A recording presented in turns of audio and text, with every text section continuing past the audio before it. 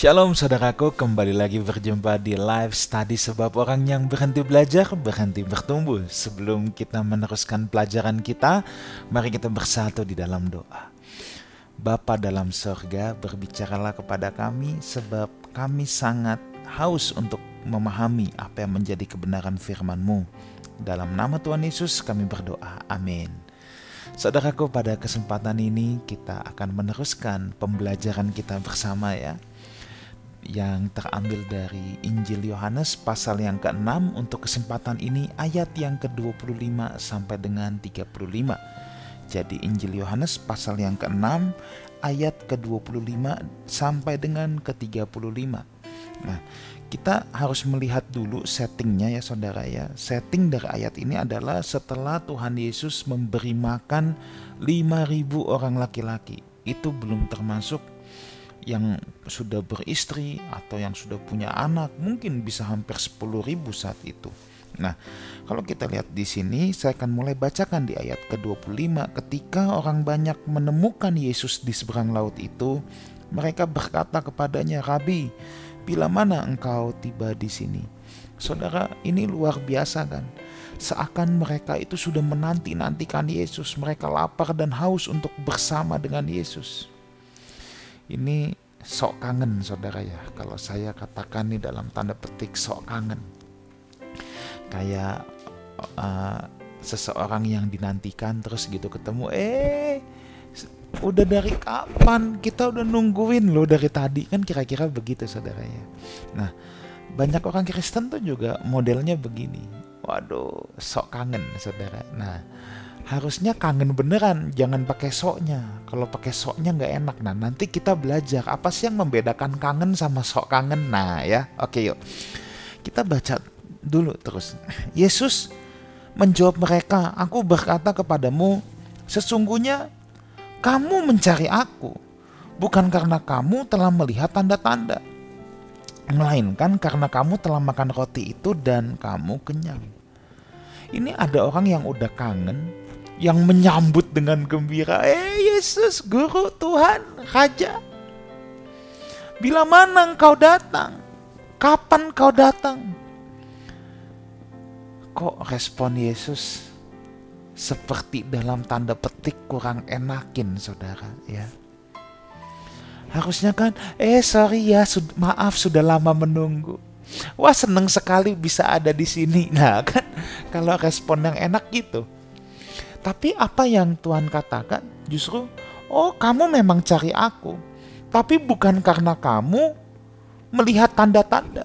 Ya, ini yang kita udah pelajari di live study minggu lalu, bahwa Tuhan memang seringkali menggunakan tanda untuk menarik orang kepadanya. Tujuannya apa?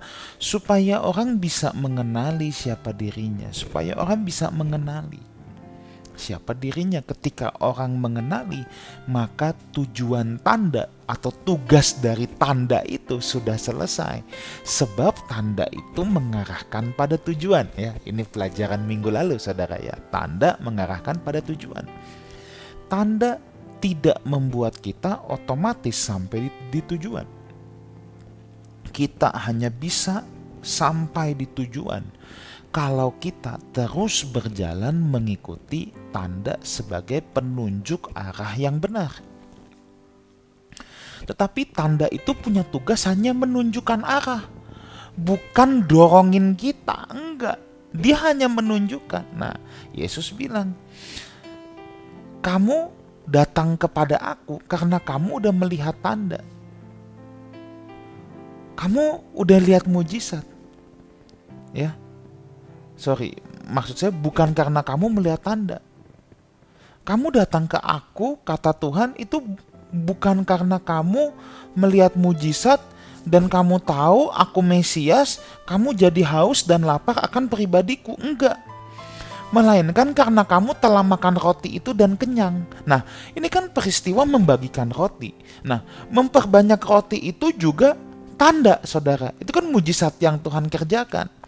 Tapi Tuhan gak mau orang itu datang untuk mujizatnya, bukan untuk pribadinya. Tanda itu jadi gak berfungsi sesuai semestinya. Semestinya tanda itu penunjuk arah, sekarang orang menjadikan tanda itu menjadi tujuan, mujizat itu jadi tujuan. Ini loh yang Yesus persoalkan. Dan Tuhan itu tahu kedalaman hati manusia. Dia tahu setiap motivasi orang yang mencari dia, saudara. Dia tahu persis. Oh iya, memang sudah banyak yang berbondong-bondong datang kepada dia. Tapi kenapa Tuhan jawab gini? Tuhan tahu kenapa mereka datang. Mereka datang itu bukan sungguh-sungguh mau mencari Tuhan, tidak. Mereka sudah lihat, sudah makan roti sampai kenyang. Mereka datang untuk urusan perut. Nah, ini kalau kita implikasikan ke hari ini, saudara. Wah, orang berbondong-bondong mau datang ke gereja. Wah, Aser udah shalom, puji Tuhan bisa datang. Nah, coba bayangin kalau Yesus asernya. Dia tahu kedalaman hati orang yang datang. Lalu bilang, kamu datang, kamu cuma mau cari kesembuhan kan? Yang satu lagi, kamu datang, kamu mau mujizat kan supaya hutangmu lunas? Yang kamu lagi ini datang, kamu cuma mau rumah kontrakan kamu. Jadi kamu nggak ngontrak lagi kan? Bisa beli rumah. Satu lagi datang, ini lagi datang, cuman supaya motor berubah jadi mobil. Nah, coba repot nggak kalau Yesus yang jadi aser? Takutnya begitu loh, saudara.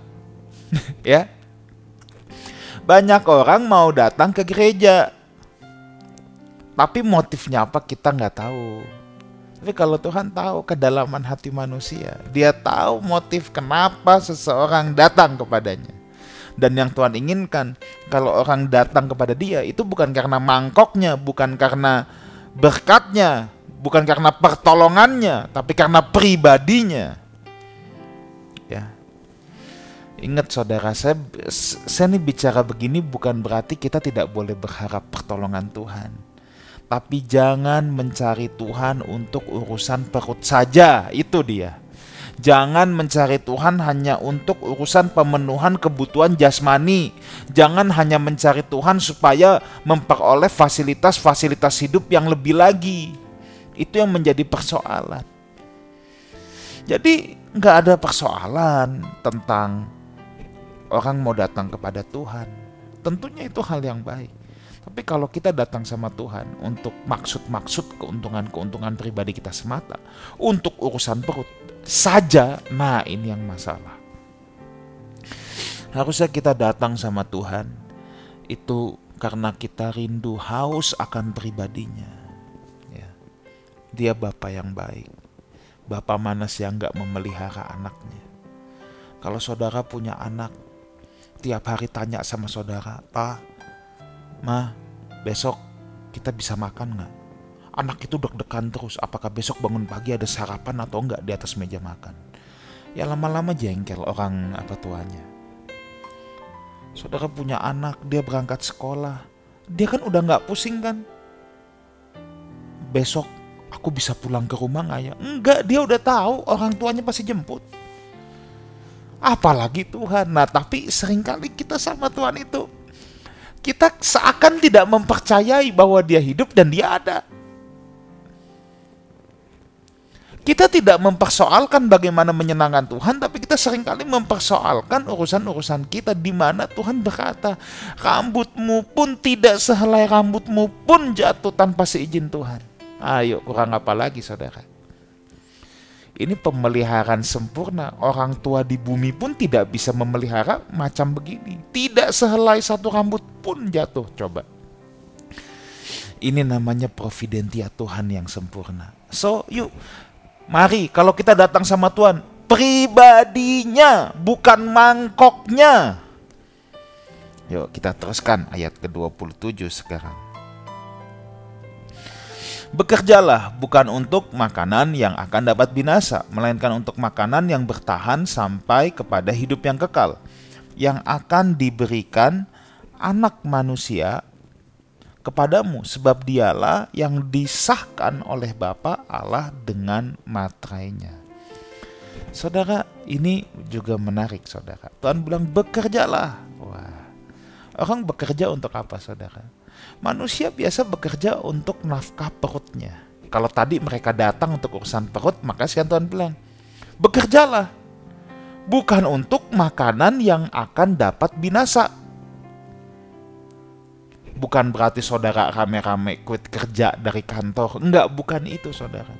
Tapi kita kerja itu bukan hanya untuk itu saja, melainkan untuk makanan yang bertahan sampai kepada hidup yang kekal, yang akan diberikan anak manusia kepadamu, sebab dialah yang disahkan oleh Bapa Allah dengan materainya.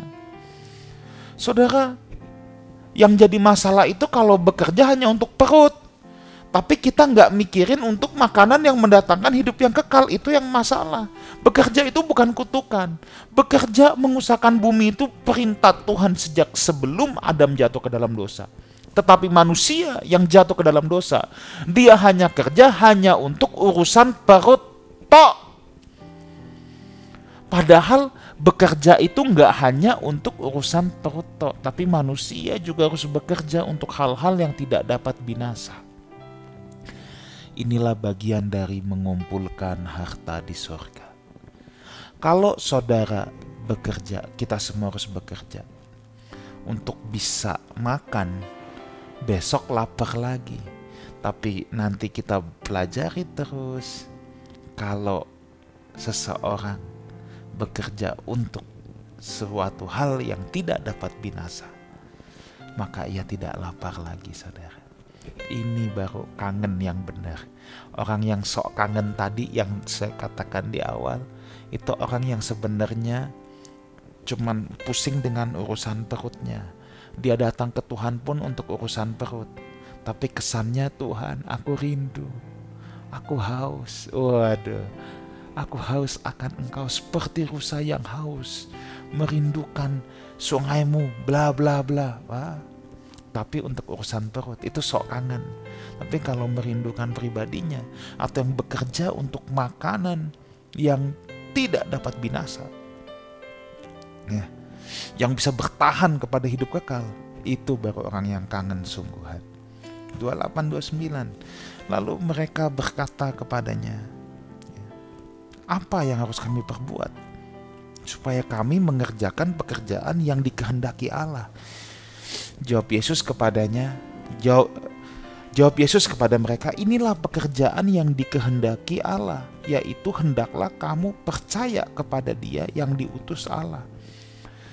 Saudara, Yesus ini suka memberikan jawaban yang di luar dugaan, saudara.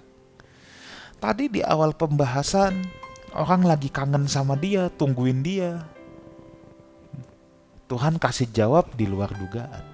Sekarang Tuhan juga kasih jawab di luar dugaan lagi. Ya. Konsep yang Yesus sodorkan ini sangat revolusioner. Kenapa? Nah, kata bekerja di sini kan ergazomai, yang berasal dari kata ergon, yang memiliki pengertian ya bekerja secara aktif, bekerja dengan fisik, dengan tenaga. Nah, Tuhan sekarang berkata, ketika murid-muridnya tanya apa yang harus kami perbuat, kan tadi di ayat sebelumnya Tuhan bilang bekerjalah. Mereka merasa aku udah kerja, aku udah jadi nelayan, jadi ini, jadi itu. Sekarang Tuhan bilang bekerjalah untuk makanan yang tidak dapat binasa. Pekerjaan apa itu, Tuhan? Nah, lihat jawab Yesus. Ini kan revolusioner. Ini konsep yang kontroversi. Inilah pekerjaan yang dikehendaki Allah, yaitu apa? Hendaklah kamu percaya kepada Dia yang telah diutus Allah. Malahan hendaklah kamu percaya kepada Dia yang telah diutus Allah. Kenapa saya katakan revolusioner? Apa yang Yesus maksudkan dengan makanan yang tidak dapat binasa? Ternyata percaya. Nah, sekarang kan kita jadi mikir, saudara, sejak kapan percaya itu suatu pekerjaan? Ingat ya, ini pekerjaan ergon yang butuh usaha fisik, yang butuh jeri lelah lah. Nah, itu ergon. Butuh jeri payah, butuh jeri lelah. Ya bisa fisik, bisa pikiran, saudara ya. Tapi kan butuh jeri payah, butuh jeri lelah. Ada sesuatu yang dipertaruhkan. Nah, selama ini kan kita berpikir bahwa percaya itu hanya ada di pikiran doang. Ya, aku percaya. Ditanya, kamu percaya gak sama aku? Ya, aku percaya. Gampang kan? Gak ada usahanya, gak ada jerih lelahnya. Saudara, kalau kita ditanya, percaya sama Tuhan Yesus? Percaya. Cuman jawab gitu doang. Itu gak butuh usaha, itu gak butuh jerih lelah, itu gak butuh apapun. Kalau hanya seperti itu, saudaraku, ya, itu nggak butuh usaha. Itu hanya persetujuan pikiran, itu hanya pengaminan akali. Itu hanya di konsep. Lama-lama jadi halusinasi, halu. Tapi rupanya percaya sama Tuhan Yesus itu bukan hanya di pikiran. Jadi kalau orang punya KTP agama Kristen, itu belum tentu sudah percaya loh. Datang ke gereja, ikut nyanyi 2 lagu pelan, 3 lagu cepat, otomatis sudah percaya? Belum tentu. Yang dimaksud percaya itu adalah pisteuo, menyerahkan diri, to entrusting to one, menyerahkan diri kepada objek yang dipercayai. Percaya memerlukan tindakan nyata. Makanya Tuhan bilang, bekerjalah untuk makanan yang tidak dapat binasa. Ada usaha, karena percaya itu butuh tindakan nyata. Kalau kita cuma bilang aku percaya sama Tuhan Yesus, tapi kita gak punya tindakan nyata, judi jalan terus, zina jalan terus, bohong jalan terus, berdoa nggak mau, baca Alkitab nggak mau, ya. Tapi kalau ditanya percaya nggak? Percaya. Lah gimana? Ini kan nggak ada usahanya. Ini nggak ada usaha, nggak ada apapun, nggak ada jerih lelahnya, semua cuma di pikiran. Iya kok saya sudah percaya. Nah inilah lama-lama jadi halusinasi. Dia halu bahwa dia sudah percaya Tuhan Yesus. Padahal orang untuk memanggil dia Tuhan saja, Tuhan itu kan kurios, Tuhan. Berarti dia harus mengakui dulu bahwa Tuhan adalah pemilik kehidupannya. Nah ini kan berat saudara, ini kan bukan tugas enteng. Ini sama sekali tidak enteng. Makanya Tuhan bilang bekerjalah. Pekerjaannya apa? Percaya. Lah kok percaya kerja? Ya iya, berat saudara. Emang mempercayakan diri kita kepada Tuhan gampang apa? Nah tapi kalau kita nggak haus sama dia, kita nggak pernah mau bersekutu sama Tuhan, kita menjalani hidup yang lama terus, ya itu tandanya, ciri-cirinya kita belum bekerja saudara. Percaya kita itu belum yang bekerja untuk makanan yang tidak dapat binasa ini. Mari kita teruskan. Ayat 30. Maka kata mereka kepadanya, tanda apakah yang kau perbuat supaya dapat kami melihatnya dan percaya kepadamu? Pekerjaan apakah yang engkau lakukan? Lihat bangsa yang tegak tengkuk ini selalu mintanya tanda terus. Baru aja Tuhan kasih tanda beri makan 5.000 orang. Masa masih kurang? Tapi itulah saudara ya, maunya tanda terus. Orang yang gak dewasa tuh maunya tanda terus. Bukankah sudah begitu banyak yang Tuhan kerjakan saudara? Dan ini ada satu peristiwa yang fresh from the oven, yang baru saja terjadi. Habis dikasih makan roti sampai kenyang, minta tanda lagi. Coba lihat berapa banyak orang Kristen yang perjalanan kehidupan Kristennya cuma mencari dari satu mujizat ke mujizat yang lain. Persis ini. Ingat ya, saya nggak anti mujizat, tapi kalau kita cari itu terus perjalanan hidup Kristen, kita cuman berjalan dari satu mujizat kepada mujizat yang lain. Kita cari terus hal-hal yang ekstravagansa, hal-hal yang ajaib, dari satu berkat jasmani ke berkat jasmani yang lain. Kita nggak ada beda dengan mereka ini. Selalu pertanyaannya, tanda apa yang engkau sudah perbuat? Baru juga dikasih mujizat, nanya lagi, minta lagi. Lalu mereka bilang, nenek moyang kami telah makan mana di padang gurun, seperti ada tertulis, mereka diberinya makan roti dari sorga. Bahkan mereka lebih menyukai, lebih mengagumi roti mana di padang gurun daripada apa yang Yesus baru saja lakukan. Maka kata Yesus kepada mereka, "Aku berkata kepadamu, sesungguhnya bukan Musa yang memberikan kamu roti dari sorga, melainkan Bapakku yang memberikan kamu roti yang benar dari sorga." Nah, ini ayat ini bisa punya dua pengertian, saudara ya. Nah, ini saya agak ambil dari angle yang lain dulu. Musa itu dikagumi sama orang Israel. Mereka mengagungkan Musa sekali. Tapi Tuhan tegaskan, bukan Musa yang beri kamu makan, tapi Bapakku di sorga. Apa implikasinya buat kita? Saudara, jangan ada kultus individu, saudara ya. Semua manusia, mau Musa sekalipun, dia hanya utusan Tuhan, dia hanya alat Tuhan. Kan ada orang yang kayaknya kalau belum didoain pendeta ini, belum afdol. Aku sakit tapi aku cuma mau didoakan sama pendeta ini. Kalau belum dia, belum afdol. Orang tuh memang suka sama karunia, tapi orang lupa kepada pemberi karunia, saudara. Saudara, saya pernah mendoakan orang sembuh, pernah saudara. Bukannya nggak pernah. Ada yang tuli, betul-betul bisa mendengar saat itu juga. Tapi apakah tangan saya yang sakti? Bukan. Semuanya itu Tuhan. Karena Tuhan yang berkehendak. Bahkan sebenarnya kalau Tuhan mau sembuhkan seseorang, nggak pakai ditumpang tangan sama siapapun juga bisa sembuh. Tapi kalau Tuhan tidak berkehendak, mau tumpang tangan plus tumpang kaki plus diguyur minyak urapan 1 ember, tetap nggak ada mujizat.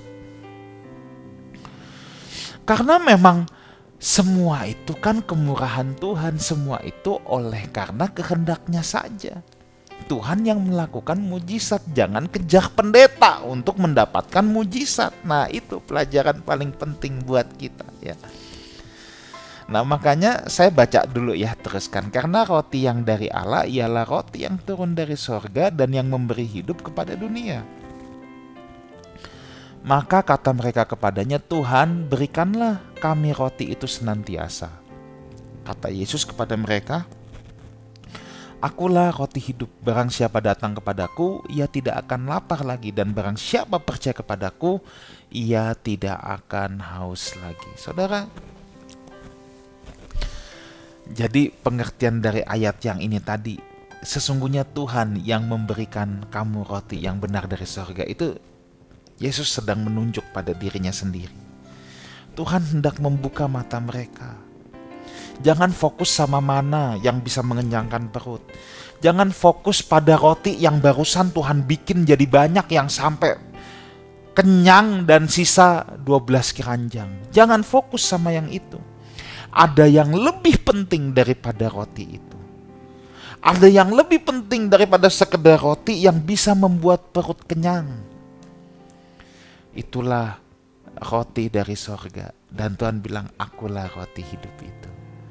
Kalau roti jasmani untuk menyambung hidup tubuh kita, memberi kekuatan untuk tubuh kita, membuat kita bisa menyambung hidup di bumi ini. Tapi roti dari sorga memberi makan jiwa dan roh kita. Roti dari sorga, saudara ya. Roti dari sorga itu mengenyangkan jiwa dan roh kita. Orang makan roti jasmani besok lapar lagi. Tapi kalau orang sudah mendapatkan roti hidup, dia tidak lapar lagi. Bahkan Tuhan bilang, siapa yang datang kepadaku tidak lapar lagi. Siapa yang percaya kepadaku tidak haus lagi. Kita teringat pada percakapan Yesus dengan perempuan di Samaria pada Injil Yohanes pasal yang keempat. "Akulah air hidup. Barang siapa datang kepadaku, ia tidak haus lagi." Sekarang akulah roti hidup.